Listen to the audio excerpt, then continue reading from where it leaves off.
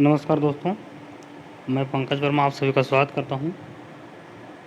आज हम modern history के बहुत ही इम्पॉर्टेंट पार्ट पे उससे संबंधित जो प्रमुख क्वेश्चन है उस पर बात करेंगे।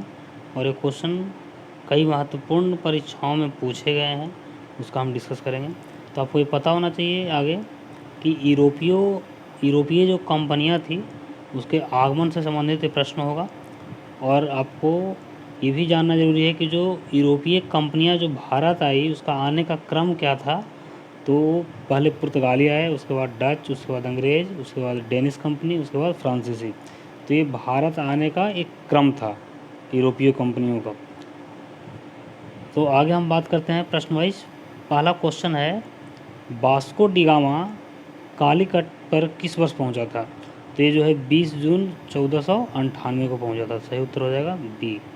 इसी प्रकार से अगला क्वेश्चन है, निम्नलिखित में कौन नीला जल योजना ब्लू वाटर पॉलिसी से संबंधित है। तो जो ब्लू वाटर पॉलिसी था वो द फ्रांसिस्को द आल्मीडा द्वारा जो है ये नीति अपनाया गया था। इस नीति का उद्देश्य था कि हम समुद्र में जो है अपने आप को मजबूत करना और समुद्री क्षेत्रों पे नियंत्रण स्थापित करने के उद्देश्य से ये ब्लू वाटर पॉलिसी को अपनाया गया था। नेक्स्ट क्वेश्चन है, मध्यकाल में सर्वप्रथम भारत में व्यापार संबंध स्थापित करने वाला कौन थे। यानी कि सबसे पहले जो है व्यापारिक संबंध कौन स्थापित किया था मध्यकाल में। तो ये थे पुर्तगाल हुई। इसके बाद नेक्स्ट क्वेश्चन है, वास्को डी गामा भारत कब आया। फिर वही क्वेश्चन, रिपीट क्वेश्चन है 1498 में। पांचवा क्वेश्चन है, पुर्तगाली उपनिवेश का प्रथम वायसराय भारत में कौन हुआ। ये पुर्तगाली उपनिवेश का प्रथम जो वायसराय हुआ था वो आल्मीडा हुआ था, उसके बाद अल्बुकर्क था, उसके बाद कान्हू था। तो ये चीज़ ध्यान रखिएगा, है ना। तो पहला कौन था, आल्मीडा था। नेक्स्ट क्वेश्चन है, निम्नलिखित में से किसने वास्को डी गामा का कालीकट में स्वागत किया था। तो कालीकट में जो स्वागत किया था वास्को डी गामा का वो कौन था, वो जमोरिन था। वहाँ का स्थानीय शासक था, उसका काफ़ी बेहतर तरीके से जो है स्वागत किया गया था। नेक्स्ट क्वेश्चन है कि सूची 1 को सूची 2 के साथ सुमेलित कीजिए, नीचे दिए गए कूट का सही उत्तर चुनिए। देखिए एक तरफ दिया हुआ है समुद्री यात्री का नाम, एक तरफ देश। कौन यात्री किस देश का है आपको ही चुनना है। तो जैसे वास्को डी गामा कहाँ का था, पुर्तगाल का था। वास्को डी गामा पुर्तगाल का था। अगर इस तरह का क्वेश्चन जैसे कि आपको मान लिया जाए कि आपको 4 गो में एक ही को मालूम है, तो एक और प्रयास कीजिए कि कूट के माध्यम से इसको हम कैसे बना सकते हैं। तो एक के लिए दूसरा, देखिए एक के लिए दूसरा किस में आ रहा है, तो एक के लिए दूसरा जो है ये यहाँ आ रहा है। यानी अब एक के लिए दूसरा तो सिर्फ एक ही ऑप्शन में है, ये है बी में। इसका मतलब इसका सही उत्तर हो जाएगा बी। लेकिन इसको एक बार देख लेते हैं, ए के लिए बी। तो यहाँ पे देखिए बी के लिए जो है पहला, तो इसको हम इस प्रकार से इसको ए के लिए जो है ये दूसरा हो जाएगा। वास्को डी गामा जो है पुर्तगाल का था। ये जो क्रिस्टोफस कोलंबस था ये स्पेन के था। कैप्टन कुक जो था ये ग्रेट ब्रिटेन का था, यानी ब्रिटेन के था। और तस्मान जो था ये हॉलैंड के था, है कि नहीं। अब इसमें ये भी जान लीजिए कि वास्को डी गामा जो है भारत, यूरोप से भारत आने का समुद्री मार्ग का खोज किया। इसके बाद अगर हम क्रिस्टोफस कोलंबस की बात करें तो ये जो है अमेरिका का खोज किया। कैप्टन कुक जो है ऑस्ट्रेलिया का खोज किया था। तस्मान जो है तस्मानिया का खोज किया था। तो ये चीज़ें भी आपको जो है ध्यान में रहना चाहिए। इसी प्रकार नेक्स्ट क्वेश्चन है, भारत में पुर्तगाली शक्ति का वास्तविक संस्थापक कौन था। तो देखिए वास्तविक शक्ति का जो संस्थापक माना जाता है उसको अल्बुकर्क को माना जाता है कि नहीं। ये अल्बुकर्क जो था ये बीजापुर के शासक यूसुफ आदिल शाह को हरा करके जो है गोवा पर कब्जा कर लिया था। इसके अलावा इसमें इसने और भी कार्य किए थे जो भारत में पुर्तगालियों को मजबूत करने में सहायक हुआ, है ना। इन्हीं के काल में जो है ईसाई मिशनरियों का काफ़ी बेहतर तरीके से जो है उसका प्रचलन हुआ, उसका काफ़ी प्रसार हुआ। और इसने एक बहुत बड़ा काम ये किया था कि पुर्तगालियों को भारतीय महिलाओं के साथ शादी करने के लिए प्रोत्साहित किया। यहाँ तक कि प्रोत्साहित ही नहीं किया, बहुत जो है इसके प्रमाण मिलते हैं कि एक बहुत जगह ज़बरदस्ती भी शादी किया था। यहाँ तक कि मुग़ल दरबार के दासियों को ज़बरदस्ती उससे शादी कर लिया था। इतना मतलब जो है इन लोग इस मामले में उत्पात कह सकते हैं हम मचाया था। तो ये जो है अल्बुकर्क है। और इसीलिए इसको जो है वास्तविक संस्थापक माना जाता है। यानी पुर्तगाली सत्ता को काफ़ी जो है उपनिवेश को यहाँ मजबूत किया था भारत में। नेक्स्ट है क्वेश्चन, भारत में यूरोपीय शक्तियों के प्रवेश के संदर्भ में निम्न में से कौन सा कथन सही नहीं है। देखिए कौन सा कथन सही नहीं है, इसको चुनना है। तो पुर्तगालियों ने 1499 में गोवा पर कब्जा कर लिया था। देखिए ये ऑलरेडी जो है ये गलत है, 1499 में नहीं, ये 1510 में कब्जा किया था। तो पहला यही गलत है, इसका सही उत्तर हो जाएगा यही, ये हो जाएगा, यही गलत है, ये ही गलत है। अब इसमें आगे पढ़ लेते हैं एक बार, उसको समझ लीजिए कौन कौन सही है कि नहीं।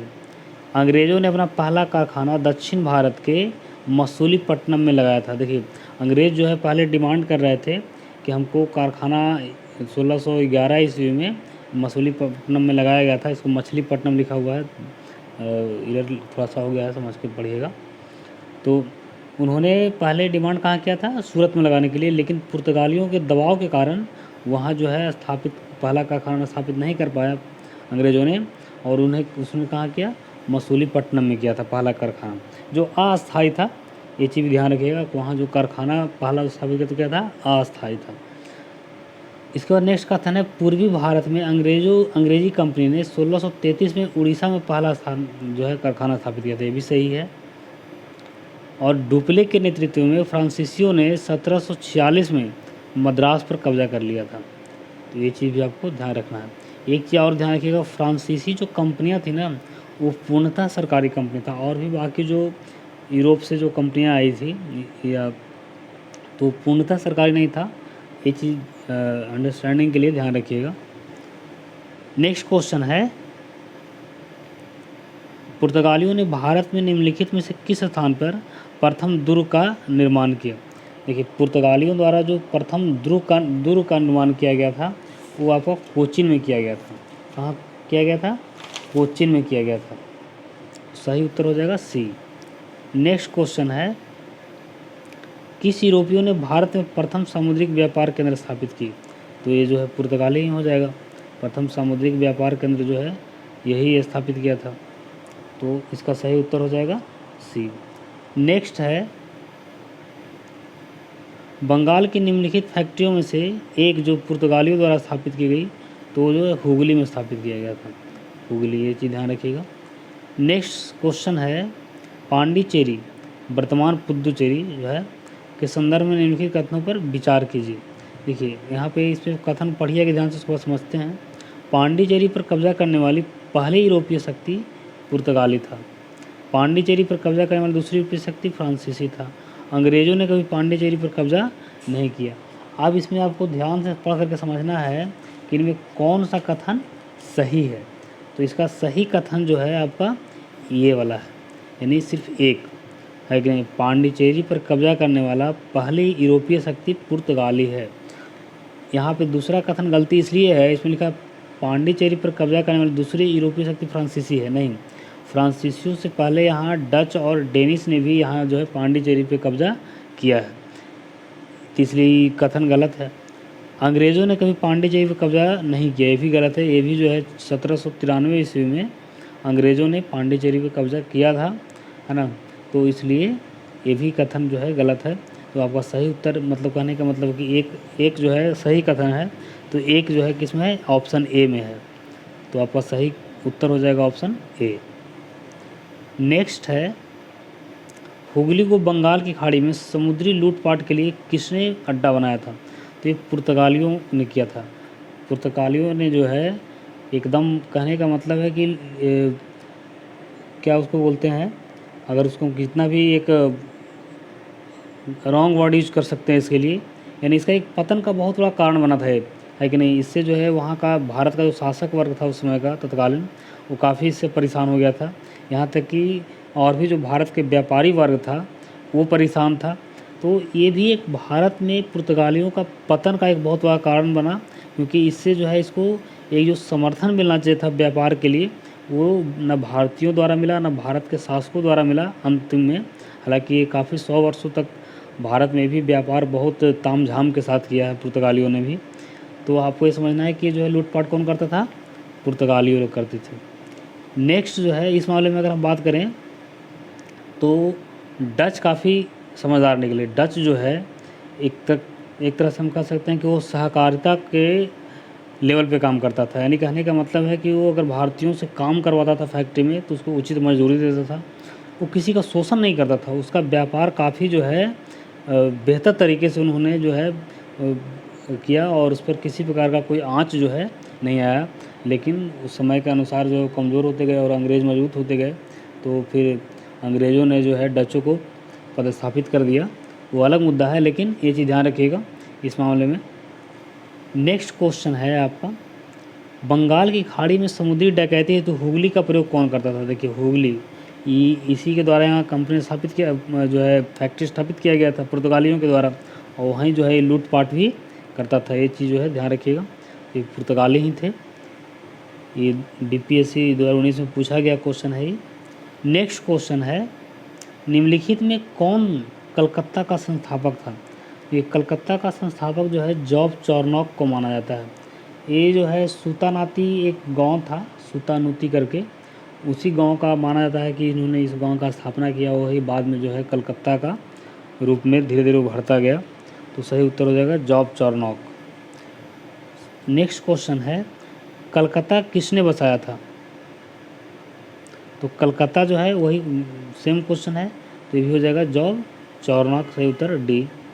नेक्स्ट क्वेश्चन है, भारत के साथ व्यापार के लिए सर्वप्रथम संयुक्त पूंजी किन लोगों ने आरंभ की? देखिए संयुक्त पूंजी का मतलब कई पार्टनर्स मिल करके पूंजी बनाया एक, और जो है पूंजी बना करके कहाँ व्यापार करने के लिए निकला वहाँ से, यूरोप से।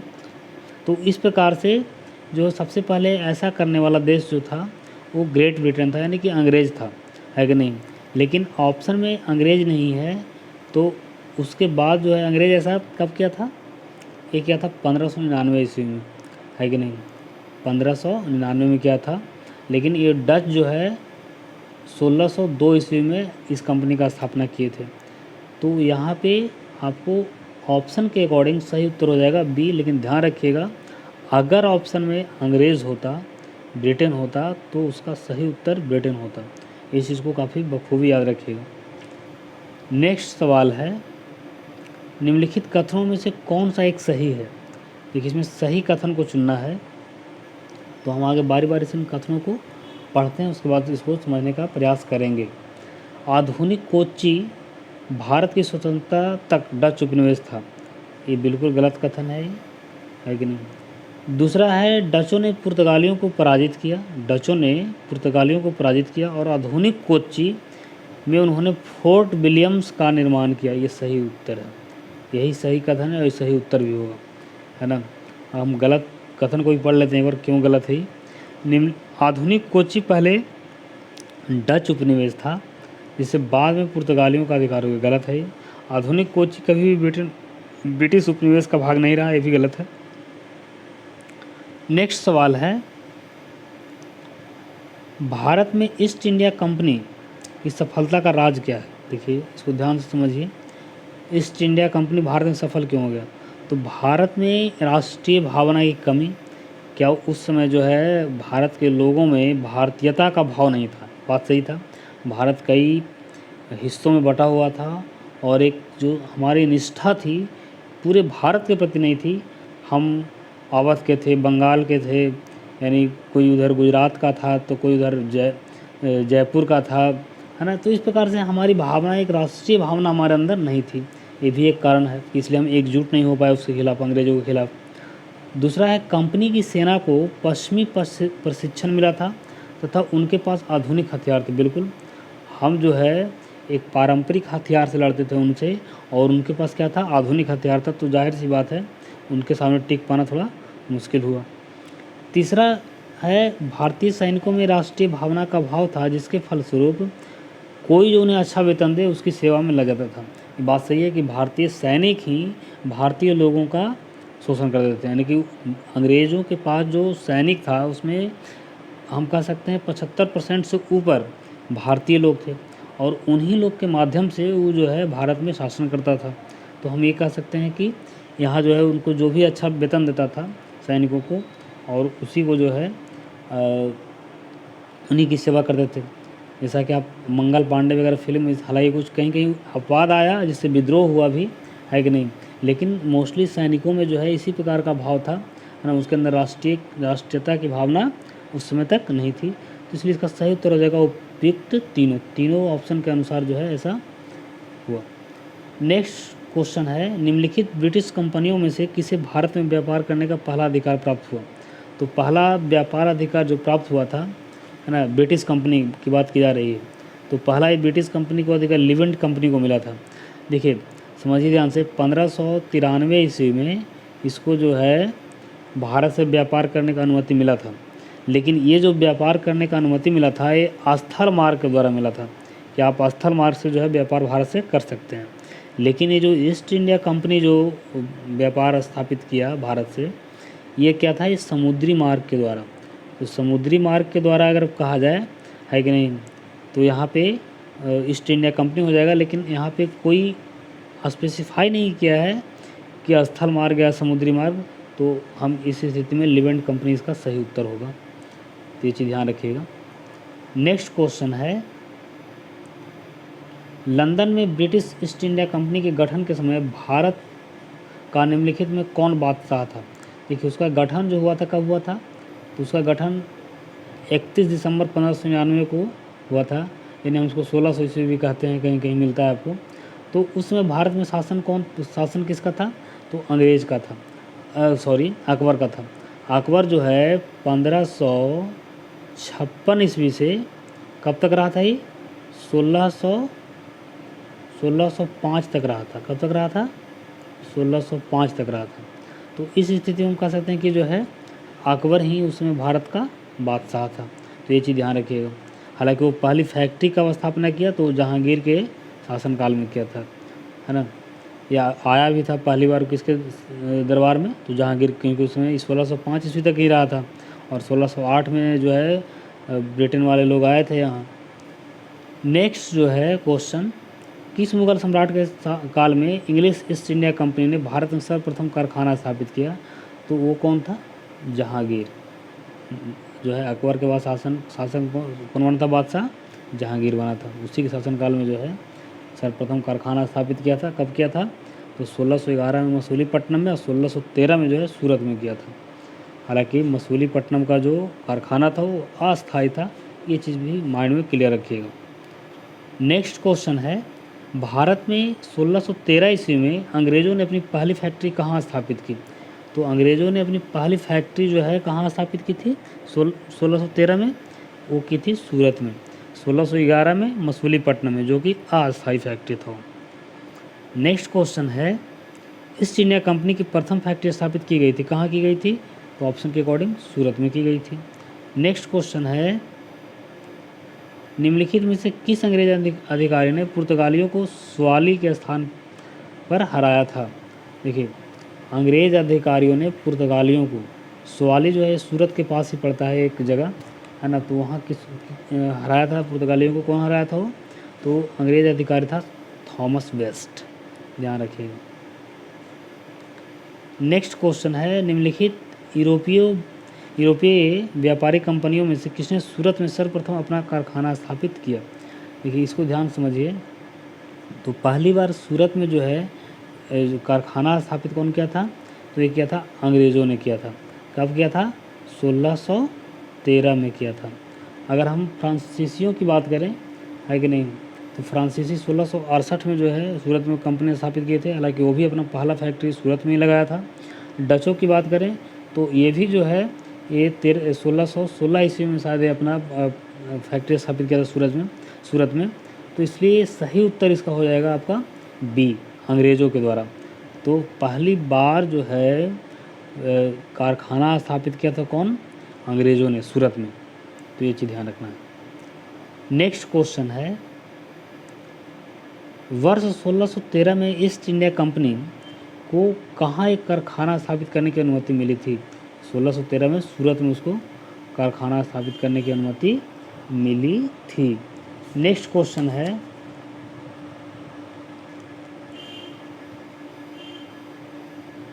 ईस्ट इंडिया कंपनी के प्रारंभिक दौर में वेस्टर्न प्रेसिडेंसी कहाँ थी? देखिए वेस्टर्न प्रेसिडेंसी पहले जो है सूरत में ही था, लेकिन उसको फिर स्थापित करके जो है कहाँ किया गया, बॉम्बे में किया गया। आपको पता है कि ईस्ट इंडिया कंपनी का 3 प्रेसिडेंसी था, एक कलकत्ता, मद्रास और बम्बई।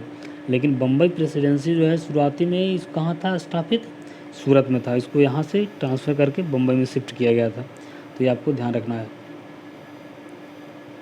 नेक्स्ट क्वेश्चन है, ब्रिटिश ईस्ट इंडिया कंपनी ने बम्बई किससे लिया था? तो ये पुर्तगालियों से लिया था। ब्रिटेन के जो इंग्लैंड के जो सम्राट थे चार्ल्स द्वितीय, उसकी शादी जो है किससे हुई थी? पुर्तगाल की जो राजकुमारी थी कैथरीन, उससे शादी हुई थी। और उस समय उसको दहेज कहिए या उपहार कहिए, उसमें जो पुर्तगाल था यानी पुर्तगाल की जो महारानी थी, है ना, राजकुमारी थी, उसको दहेज के रूप में ही दिया गया था, समझिए कि जो है आपका बम्बई को। तो ये किसके कब्जे में चला गया? फिर ब्रिटिश ईस्ट इंडिया में चला गया। तो आज के लिए इतना ही, धन्यवाद।